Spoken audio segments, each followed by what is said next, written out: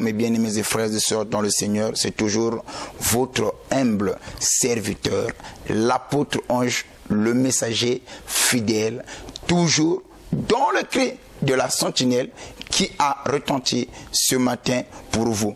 On a souvent l'habitude de dire, écoutez et votre âme vivra. Bien-aimés, nous avons déjà commencé une série où on parle sur des bonnes connexions. Si on parle des bonnes connexions, c'est qu'il y a aussi des mauvaises connexions. Il y a les connexions dans la vie qui peuvent te booster, qui peuvent t'amener plus haut, plus loin que tu le penses. Mais pour cela, tu dois choisir. Et bien aimé, pour ton information, déjà, j'aimerais te repréciser ou te éclairer sur un certain point.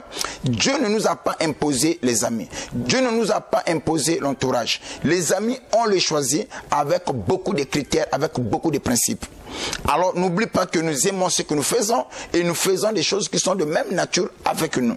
Si quelque chose n'est pas de la même nature avec toi, tu ne l'aimeras pas le faire. Alors, tout ce que tu fais dans la vie, c'est la chose qui a la même nature avec toi. Maintenant, nous voulons parler toujours sur les bonnes connexions, mais cette fois-ci, nous allons ajouter un plus. Mais ce que nous aimerons ajouter aux enfants de Dieu, c'est que faut savoir définir tes relations. Beaucoup de chrétiens aujourd'hui qui vont à l'église et qui prient, mais qui ne savent pas définir les relations. Alors, ils s'ouvrent à tout le monde. À la première vidéo qu'ils se rencontrent avec une personne, la personne, je m'ouvre, je m'abandonne à ce dernier. Alors, c'est le danger que beaucoup des enfants de Dieu commettent aujourd'hui. Alors, la Bible dit, avant de faire de quelqu'un ton ami, éprouve-le d'abord. Il faut aussi savoir définir des relations. Ce n'est pas à tout le monde que tu dois dire tes problèmes. Ce n'est pas à tout le monde que toi, tu dois te confier. Il y a des amis où tu dois te limiter par un simple bonjour. Il y a des amis où tu dois te limiter uniquement par rapport aux affaires que vous avez. Il y a des amis que toi, tu as dans la vie, que tu ne peux même pas leur faire mention ou de leur parler de ce qui se passe dans ta vie privée. Pourquoi? Parce que pour le simple fait, ce n'est pas un ami intime. Alors, écoutez, nous allons montrer quelque chose de très important. Pour savoir définir les relations, il faut savoir faire la distinction entre un camarade, entre un compagnon, entre un associé et un ami. Alors, vous devez savoir une chose que j'aimerais apporter à la connaissance des enfants de Dieu. Toutes les fois quand tu fais de quelqu'un ton ami, sache-le que ta destinée, ta vie, c'est entre ses mains. Il se pourrait que tu peux t'étonner. L'ami a la facilité, il a une longueur d'avance sur toi. S'il veut te nuire, il pourra te nuire. S'il veut te détruire, il pourra te détruire. C'est ainsi, il y en a certains qui ont étudié, qui nous ont fait comprendre que la trahison ne vient pas de loin. Pour que les scribes, les sadducéens puissent mettre la main sur Jésus, il a fallu l'un d'eux qui était parmi ses amis qu'il puisse livrer Jésus. Alors, c'est comme ça que Michel, le prophète, poussé par l'esprit, il va nous faire comprendre que chacun de vous aura pour son ennemi le gens de sa propre maison.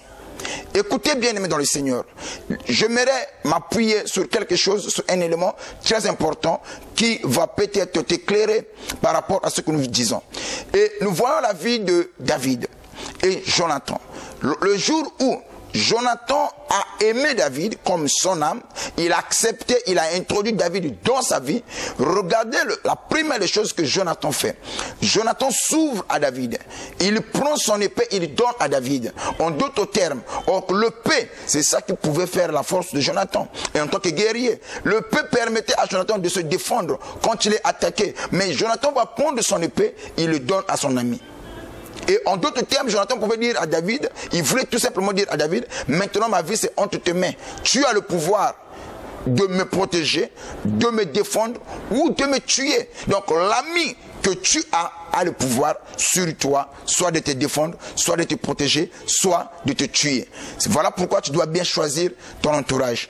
Et pour conclure, j'aimerais dire une chose. Le danger Pour nous, les enfants de Dieu, ce n'est pas des sorciers ni les démons. Mais les dangers pour les enfants de Dieu que nous sommes, ce sont nos entourages. Les gens qui nous entourent, les gens qui sont à côté de nous, c'est ça un danger pour nous. En réalité, les démons ne peuvent rien contre nous, les sorciers ne peuvent rien contre nous, mais celui qui est à côté de toi a la facilité de te détruire, tout comme de te lever. C'était votre humble serviteur, l'apôtre Ange, le messager fidèle, dont toujours le cri de la sentinelle qui a retenti ce matin. Nous avons souvent l'habitude de dire, écoutez et votre âme vivra. Que mon Dieu vous bénisse. Ciao.